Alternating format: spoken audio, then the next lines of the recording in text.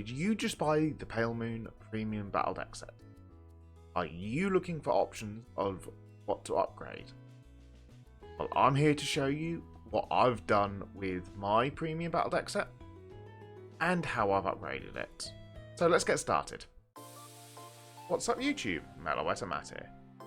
So, as you can see by the assortment of cards here, I have literally just finished sorting out my deck set. Because obviously you're seeing yesterday's video, which I'm going to pop in that corner. It's going to be the actual opening I got thanks to Bushy Road. So I'm here just today, just to give people a quick glance into what I've done with the Premium Battle Deckset to make it a more structured deck is the best response, because obviously both the Pale Moon and the Grand Blue side are very bare bones and do need an extra bit of love to bring them up to speed. Also, the Pale Moon side, I will be blunt over that, but it's because they wanted to stick to the Magia theme, because obviously their focus is around hurry, whereas with Premium side you don't use the Magia side as much. But that's fine, so let's just get started. So we can move these out of the way for now, because that's markers, that's going to be saved to the end. This is the G zone. We don't need that right now. What we do need, our main deck. So we're going to start off with our triggers. So if you remember from the Stride deck set, we had 4 crit, 4 draw, 4 heal, 3 stand, and the 1 over trigger. Obviously, over trigger, for me, I do keep Galma held. The reason behind this is obviously we have the Dark Lord Princess swapping into another Vanguard. So we're getting this extra 10k crit pressure on 2 Vanguards, which is really nice to have. Need to keep that way you can actually see it. Then I've got crit triggers next. We've still got our 4 Convert Bunnies, because we do like our Stride crits. It's an extra chance to stride. And crit triggers are always nice. We have gained an extra 2 copies of this crit trigger, which is the Exotic Jerker. So Exotic Jerker's got the skill of GB1, when your Vanguard attacks, put this into Soul, draw a card, and one of your Vanguards gets 10k to end the battle. Now, this will change into Darkside Swordmaster once we get to the upcoming History Collection on August 12th. And the reason behind that is because it's same power, same shield, but does have slightly less power gain, but it's not GB restricted. Plus it does also have the additional skill of when it hits damage zone you draw a card. The only restriction is you've got to have a Harry Vanguard for the power gain, but we're seeing as we're a Harry deck, it doesn't actually hurt us. So that is the one substitution I will do once we get to History Collection. But you're more likely thinking, well, why have we got space now for these extra crits? Well, I have gone down to a 1 Hades Hypnotist, and that's because we have another grade 1 perfect card that actually works better with the deck. So obviously that's 3 less, but we've only gained 2 extra spaces. So where's the extra space gone? Well, we have upped our Prankster Guard of the Mirrorlands to 4 copies. You can, if you want to, keep this at 3 still and put another one of the Exotic Jerkers in. But I have kept it as 4 because I do like the extra consistency this provides of being able to put anything to Soul when you Soul Charge. Then to round up the triggers, we do still run our obvious 4 Heal Guardians. So small changes here, but not much in terms of triggers. So let me scoop these all up, as we then move on to the grade 1s. So grade 1s, obviously our long-term staple is never going to change. We have 4 copies of the Purple Trapezist. So Purple Trapezist is always going to be a mainstay. It's our combo extender in Pale Moon. Wherever she's called from Soul, you can then put something else into Soul and call something else out. Helps extend the combo plays. Really useful to have. It's never going anywhere. Then we've cut down from 3 Darkside Mirror Masters down to 2, because we don't need a massive Magia focus, but having the small bits does help. Plus this is a really good counter charger for the deck. because due to the way strides work, they inherit the heart's name. So every stride that can call something from Soul will activate the Mirror Master skill, because it's treated as Master Magician Hari. So really nice to have. The other thing we also did was we cut down Flying Peloton from 2 to 1 as well. Because again, same with that, we don't need mass Magia dolls, but the extra little bit of draw that the Flying Peloton does provide can be really nice. So you're more like thinking, well, where's the extra spaces gone for those then? Well, because obviously we've not got the Cutie Paratrooper either. That has come out because it's not good in the premium format. But those spaces, for the 4 of them, 3 have gone to our new Perfect Guard, which is Lovely Companion. So what Lovely Companion does is, when she's retired from the Guardian Circle, if you're GB2, you can, when you've got a Hari Vanguard, use Soul Blast 1, choose I believe it's grade 2 or less.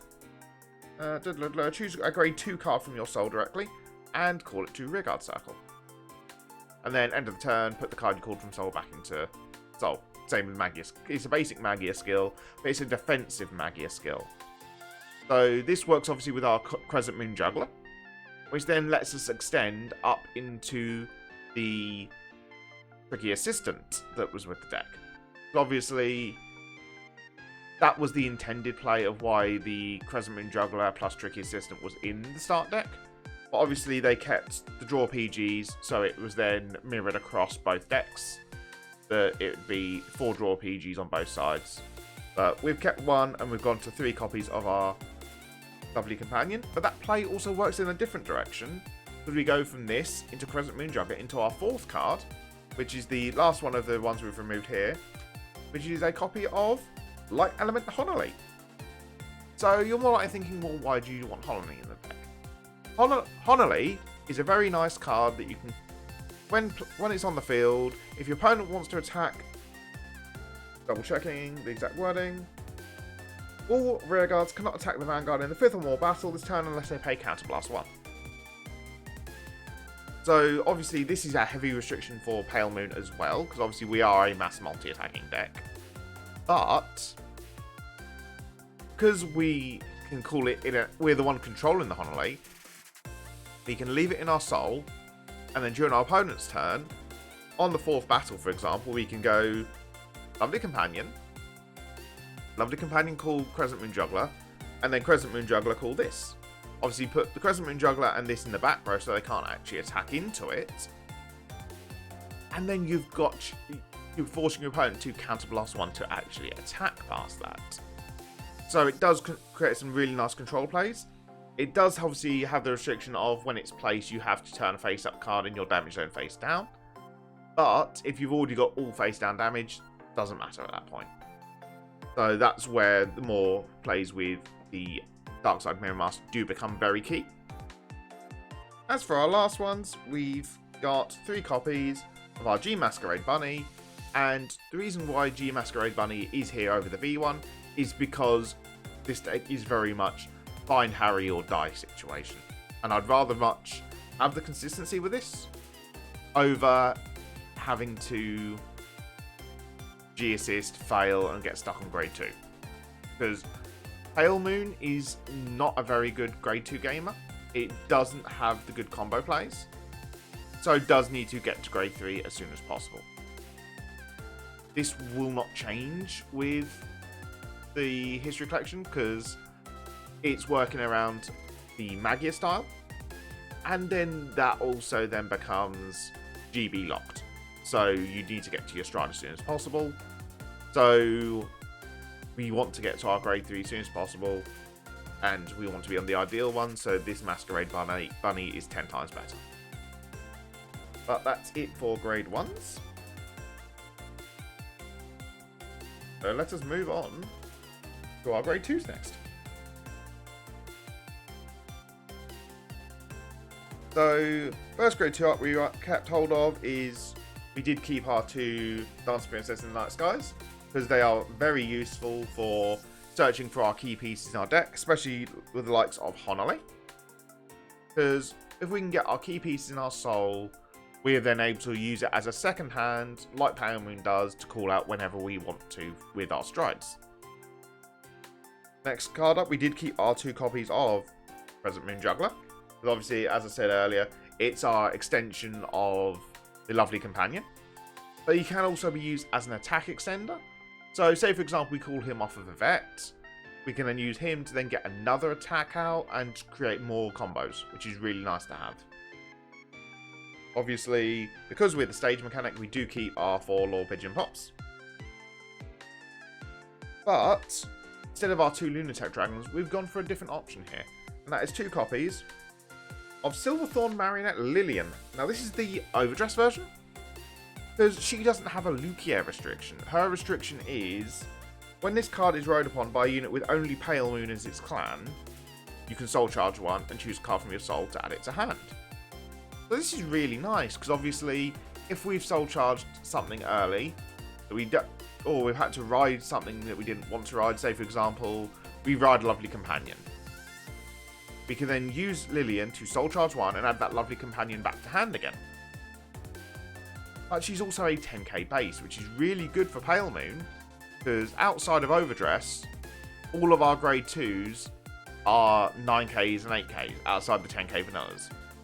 So having a 10k base that's got a really good on-ride effect is really nice, plus the 10k does help against, say for example we're going against another Axel 2 deck, they're going first, their 14k swings then become 5k shield instead of 10k shield. So really nice base to have. But that's it for the grade 2s. There wasn't much to change, which is really nice. But then we round it all out with our grade 3s. And grade 3s and 4s I'll do, because it's not worth doing a section just to say, oh look, I didn't change my Starry Pop Dragons. Because unsurprisingly, we keep our 2 Starry Pop Dragons, because you want 2, but just in case that 1 gets stuck in the damage zone. So having 2 is really nice for that reason alone.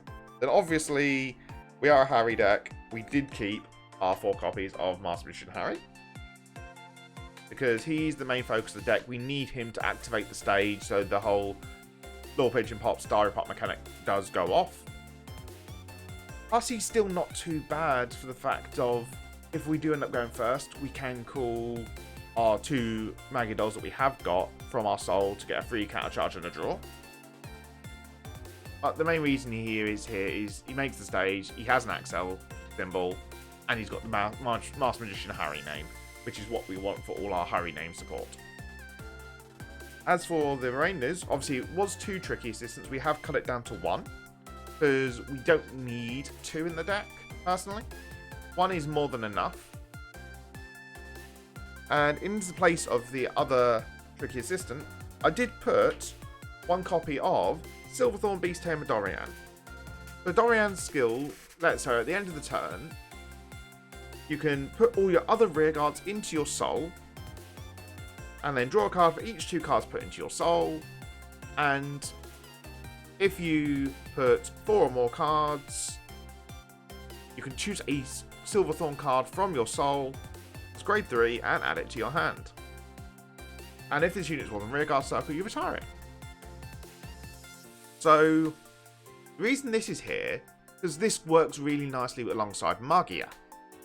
So during your end steps, both Dorian's skill and the Magia putting stuff back into soul happen at the same time. So you can manipulate this. So say you've got 5 rear guards, 1 being Dorian, and Dorian was called by Magia itself. The rest of the field wasn't, just for this example. You can put Dorian to soul with a Magia, and then Dorian's still on standby from her effect, because obviously you've met her timing. You then put everything else into soul.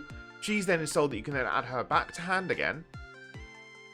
And you don't have to retire because she's not on rearguard circle. You do have to be careful on your timings with all this, because say for example, go back to our 5 board and Dorian and 2 other cards were called via Masquerade Master Harry. If you do the resolution of putting Dorian to soul because of the Magia, you have to put all the other cards that were called by that exact Magia as well. Each Magia call creates an instance of this was called at the same time as this and this. These all have to go back into Salt at the same time. So it does get very technical with remembering when you do and don't call things off certain skills. So if you don't want to go with this, you can easily just go back to the 2 tricky assistants, but I personally prefer this just for the extra little bit of draw power. Right, but then if you've obviously been keeping up, that was only 48 cards. Now, with Pale Moon, we do have 2 extra starters that are not the V starter that are still really nice. One obviously is our G version of Happiness Collector, and the other one is Cat Knight in Boots, also a G starter. So these are both really nice to have. For the fact of Happiness Collector, and because we've got 2 starters in our deck, we can choose which one we start with. So if we know we're going to be against Kagura, we'd opt more for the Cat Knight High Boots because it doesn't have the Forerunner skill. Whereas if we know we're going to be against something that we want to actually get this out and running faster and actually start drawing quickly, or we're against something that we actually want to damage deny, we'd normally go for Happiness Collector. Obviously, big scale tournaments, you don't always know what your opponent's playing. So it does come down to you've got to make a judgment call. But you can also still go for the V starter. If you take both of these out, you can then instead run a 3rd copy of Lillian and just swap to the V Happiness Collector slash Irina, whichever V starter you want to go with. I do like these really nicely. Cat Knight does create really good combos in the Dark Lord Princess into another Stride combo. But obviously he doesn't have to be he isn't restricted to the main phase, for the ride phase for his call. His is whenever something's placed on your Vanguard circle. So he does activate in the Dark Lord Princess into an extra Stride. He'll then call out and then carry on extending your plays. So both do have their ups and downs. You can literally choose to run just one of these and then up the Dorian. It does come down to personal player preference and how you want to go with it. But that's it for the main deck. Let's quickly whiz over our G-Zone, because there was a few changes, because obviously we didn't get ideal numbers for certain cards and we just want to change it around a little bit. So obviously we've upped our Dark Lord Princesses to 2, because this is our literally main Stride. We go into this to then extend into our next Stride. So obviously that's an extra slot we've taken up. Then we got our 1 Yvette. 1 is really all you need, because once it's face up, all your Dark Lord Princesses can access it. And we've gone for 3 copies of Masquerade Master Harry. This is for the rare situations that you want to go Princess into Harry, Princess into Harry. This is more for the Link Joker matchup, because that's where it's going to become more prominent, because obviously Harry can put locked circles into the soul. So having 3 of these works really nicely, because we go first Stride this into this, flip this face up and go into it, which he then flips 1 over. We then go into the second one, flip our next card, which is obviously our 1 copy of Dragon Masquerade Harry, and go into the next. And go into the one that's already face up, and then flip another one. So you don't need 4 Masquerade Master Harrys due to how Dark Lord Princess works. So as I said, obviously we kept 1 of these, so obviously that's where one of the extra slots has gone. Swap this Harry to this Harry. And the other slot is we've obviously taken away 1 Leontina, which has then gone into that. We have taken away our 2 Mephistos as well. In their place, we've put 1 Parallel Megatrick Fairfield. Now, he's really nice for the fact of he lets a rearguard gain power and a crit and the ability to Soul Blast 2 to make himself too immune to everything. Which is really good in, say, for example, Dinar Griffin match. When your opponent's got a Dinar Griffin style play of removing a rearguard. And you can just, or you know that your opponent can't guard over a certain amount. So, like for example, I could do this, call a Starry Pop Dragon from my soul, who's got the guard restrict, and you just pump it to high heaven and back. You can literally Soul Blast 5-10 times if you want to. Make some really interesting plays, and he's honestly really fun. He's not a common one you go into though, so he's going to be less prominent, I think is the best response. And then obviously our other slot is going to be our Zeroth Dragon. And the Zeroth Dragon is really good because it's an alternative finisher to the Leontina. So obviously this will reduce opponent's power to 1, remove all their abilities, grade to 1, and then deal them a damage if they're on 4 or less. So it can be a game ender. Obviously any defensive they get off the damage you deal them does go off. So say for example they do a hit the over trigger, they do go to 100 million and 1. So it's a only go into this when you know you're going to win situation. For the sheer fact of, once you've gone into it, if you don't kill, you lose your entire G-Zone. And for Pale Moon, that's very detrimental, especially for the fact of, obviously, we are GB reliant for quite a few of our cards. Outside of that, we're going to be stuck on literally a Harry Starry Pop combo with very minimal Magia Dolls, so the Pop Dragon's not going to be scary. Alright, and the last stride, obviously we've not gone for, if you've noticed, we've not covered our Millwood yet. So I do have one copy of Millwood in here, because she doesn't need another Millwood to actually call the 2 cards from Soul. She's literally a Soul Blast 1, choose a face down card from your G-Zone, turn it face up, so this can also be another flipper for this. And then you just get the 2 cards called from Soul, which obviously you can then extend further with Purple Trapezist, Crescent Moon Jugglers. So it's just a little bit nice to have. But if you're getting Counterblast starved, so you can obviously, or you've got stuff on your field that you want to reset, because these calls do come under Magia. So obviously, say for example, you've got 2 grade 2 stuck on the board. You can then call out the Purple Trapezist, use them to slide stuff in, to then call out pops and other things that you don't care about being stuck on the field. Or you can use it to reset, say for example, you called Honolly from hand, use this to call out a Purple Trapezist and then slide the Honolly into Soul. So it does, be careful, so it does lead to extra combos. It's not too bad, especially for the fact of it's only a Soul Blast. Plus these actually does scale, this is how very rare you go into this thing. Does actually scale quite nicely because obviously you give it plus 6k to the units you call. So it does help your Purple Trapezist actually become 12k boosters, for example. So can be interesting, but personally speaking, you don't go into that often situation. As for something else you could use in its place, if you do have them, a third Dark Lord Princess is really nice, or you can do, if you want to, a 2/2 Yvette. Personally speaking, I feel that would be the better play. That's only if you've actually got access to 3 Dark Lord Princesses, because the deck does only come with 1. So asking someone to go out and buy 2 more Dark Lord Princesses, personally speaking, is a bit too much. Whereas if I can turn around to you and say, I'll buy 2 copies of the deck. So then you get 2 of these in the deck, you get 2 of these in the deck, you've then got your 4 Harrys, so you can play the 3 of these, got this, all you're having to get extra is 2 Strides. All in all, really nice. But if you can count, that was 1 less Stride than what obviously the main deck comes with.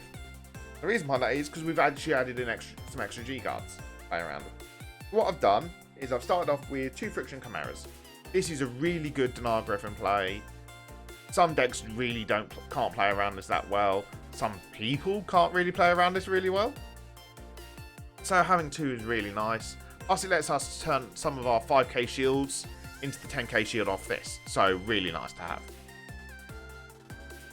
Because we've obviously got this, we have cut down our Coulthard to 1. So that's obviously turned into one of them. Coulthard's really nice to have. 2 is definitely too much for the deck. But still nonetheless, he's nice to have for that massive shield as a one-off if we don't want to commit our hand to Friction Chimera. Then we do obviously keep in the Wandering Dragon, because it is honestly really good of a G-Guard. Soul Charge 1, call a Magiadol from Soul, for example, to put to the Shield Guardian Circle. And then you get to put the Magiadol back into Soul again, because it's retired from the Guardian Circle. You can also utilise this to call the Hades Hypnotist from the Soul, if it somehow ends up in there. And you can then still use the Hades Hypnotist skill, because it's not a... it doesn't matter where it's placed from. And then the final card is a Doting Harlequin Marja. Now this does have multiple different options you can go for. You can up it to a second Wandering Dragon. You can make this a Dismal if you want to, if you've got it. You can also turn this into the Chainsaw Megatrick Furnival from the very, very first Festival Collection. This is literally a flex spot of what G-Guard do you need for the situation. I put Marja in for the fact of I do like the free on-place Soul Charge 3. Because it lets me, if I know I'm going to go into a Fairfield play, to get the Starry Pop out, Mass Soul Blast, this is an extra 3 Soul Charge towards the Mass Soul Blasting. So it does help in that situation. It is only a 15k shield past that, but it's it's more of a utility G-Guard than an actual you must run it situation for the extra shield. But again, like with the strides, if we then buy 2 of these, you actually get your 2 Friction Chimeras. You can actually then run your 2 of these, because you then have 2 of these in the deck, and you'd actually have the ideal situation. So really nice to have.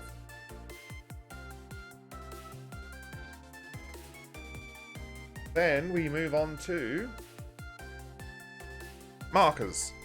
Obviously, we've got our going first, going second cards. Obviously, you get the Grand Blue one, but because I've already got the Rummy Labyrinth under the Moonlight one, I want to keep the Pale Moon theme. Quick Shield for if you're running the B starter. Then we've got Army of Axel 1s, Army of Axel 2s. Your prominent marker you're going to go into for this deck is going to be the Axel 2s, for the sheer fact of you actually draw so much cards. Whereas with the Axel 1s, it's more if you've got a good chance to aggro out that the first grade 3 turn into your stride and win. This would be your play you'd go into, but it does very rarely actually come up. Alright, and that was the deck profile. So I do want to start off by first off saying Harry isn't meta, so do not pick this up as a meta deck. It is a fun muck around deck that you can play just casually with your friends. That's not an issue, you'll have fun with it. But taking it to a tournament expecting to win is not what this deck's designed for. But that is going to be the end of this video. If you haven't done so already, please do like and subscribe, it very much does help the channel. We're ever so close to that 700 at the time of recording. I'd love to hit it very soon. But I'll catch you guys in the next video. Bye bye!